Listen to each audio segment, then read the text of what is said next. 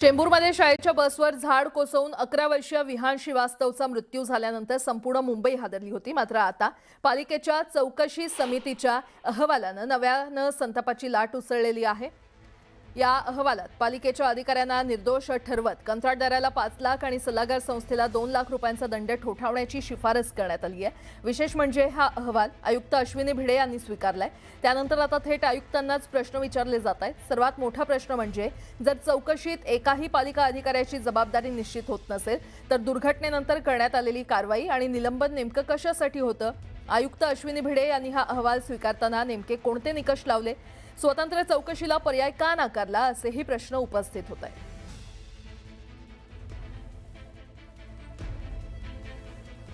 News 18 Marathi देखील आता आयुक्तांना काही सवाल करतंय। 11 वर्षीय मुलाचा जीव गेला आणि त्याची जबाबदारी फक्त 7 लाख रुपयांच्या दंडात संपली का? दुर्घटनेनंतर 2 अधिकाऱ्यांना निलंबित करण्यात आलं होतं, मग चौकशीत अचानक सर्व अधिकारी निर्दोष कसे? चौकशी समिती ही पालिकेतीलच अधिकाऱ्यांची होती, त्यामुळे चौकशीची निष्पक्षता सुरुवातीपासूनच संशयाच्या भोवऱ्यात आहे का? स्थायी समिती अध्यक्षांनी यापूर्वीच बाह्य संस्थेमार्फत चौकशीची मागणी केली होती। या मागणीकडे दुर्लक्ष का केलं गेलं? आयुक्त अश्विनी भिडे यांनी हा अहवाल स्वीकारताना नेमके कोणते निकष लावले? हा देखील एक महत्त्वाचा प्रश्न उपस्थित होतोय।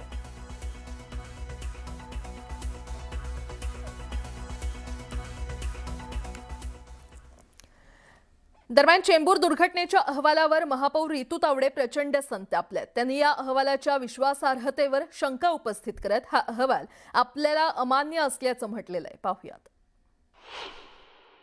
संपूर्ण अहवाल मी वाचला। त्याच्यामध्ये रस्ते विभाग असेल किंवा गार्डन विभाग असेल त्यांना त्यांच्यावरती कुठलीही जबाबदारी न देता त्या ठिकाणी कंत्राटदार आणि त्या ठिकाणी असलेले PMC त्यांच्यावरती ही जबाबदारी निश्चित केलेली आहे आणि कंत्राटदारांना 5 लाख आणि त्याच्यामध्ये जे त्यांच्यावरती कन्सल्टंट नेमले जातात त्यांना 2 लाख अशा पद्धतीचा 7 लाखाचा त्यांना भूर्दंड देऊन तो अहवाल या पद्धतीत दिलेला आहे, तो मला मान्य नाही। चेंबूर दुर्घटना प्रकरणाचा अहवाल म्हणजे चोरांनी चोरांच्या चोरीची चौकशी करून चोरांना दोषमुक्त करण्यासाठी वरिष्ठ चोरांना सादर केलेला अहवाल असल्याची टीका मनसे नेते संदीप देशपांडे यांनी केली आहे। या विरोधात मनसे तीव्र आंदोलन करेल असा इशारा त्यांनी दिला आहे।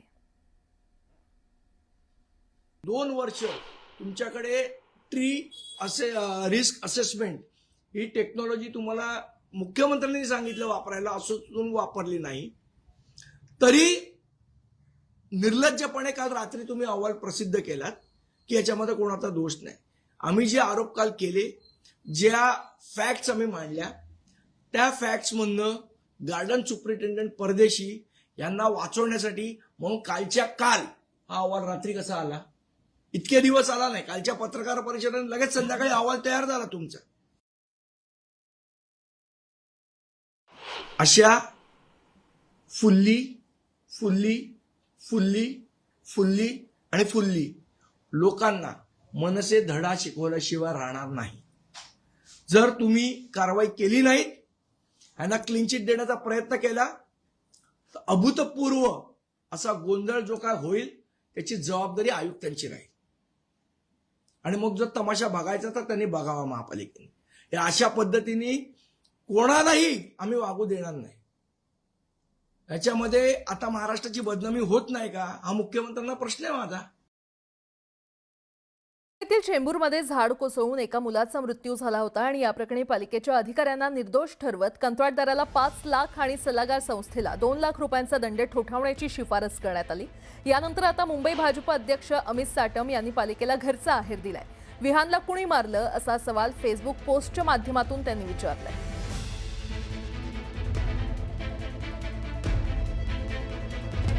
नाशिकच्या भावली धरण परिसरातील पर्यटकांना मारहाण प्रकरणातील आणखी एक धक्कादायक व्हिडिओ समोर आलेला आहे।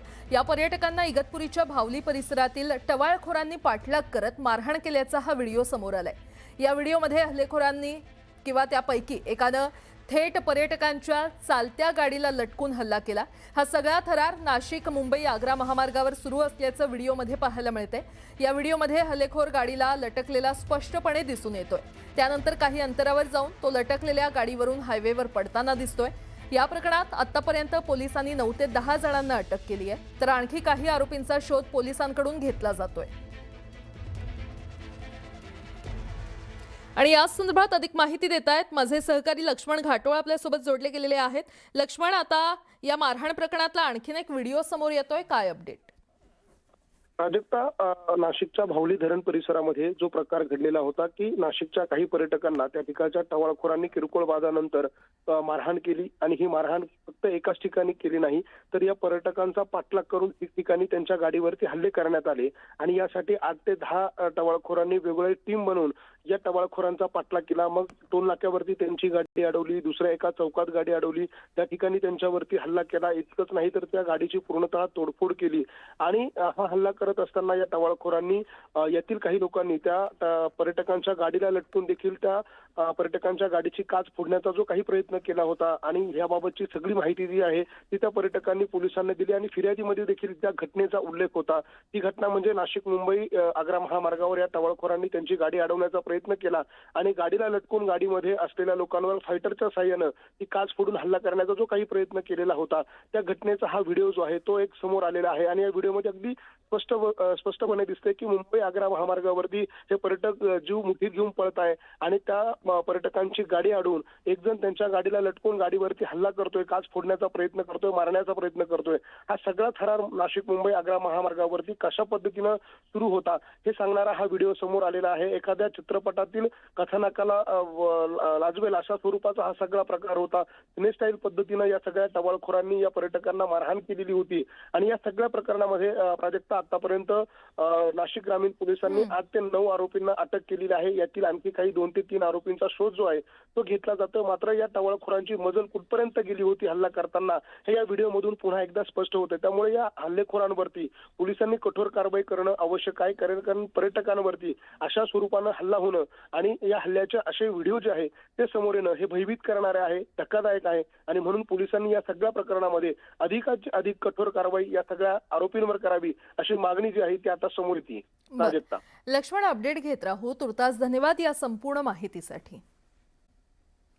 राष्ट्रवादी काँग्रेस शरद पवार पक्षाचे नेते आणि आमदार जयंत पाटील यांनी मंगळवारी रात्री मुख्यमंत्री देवेंद्र फडणवीस यांची वर्षा बंगल्यावर भेट घेतली. यावेळी राष्ट्रवादी काँग्रेस अजित पवार पक्षाचे प्रदेशाध्यक्ष सुनील तटकरे आणि प्रफुल्ल पटेल हे देखील वर्षा निवासस्थानी उपस्थित होते. राष्ट्रवादीतील हे तिन्ही नेते एकाच वेळी मुख्यमंत्री देवेंद्र फडणवीसांच्या भेटीसाठी दाखल झाल्यानं घडामोडींना वेग आलाय. या भेटीत नेमकी काय चर्चा झाली हे अद्याप कळू शकलेलं नाही. मात्र राष्ट्रवादीचे नेते आणि मुख्यमंत्री फडणवीसांच्या सुमारे तासभर झालेल्या या बैठकीमुळे राजकीय वर्तुळात चर्चांना उधाण आलंय.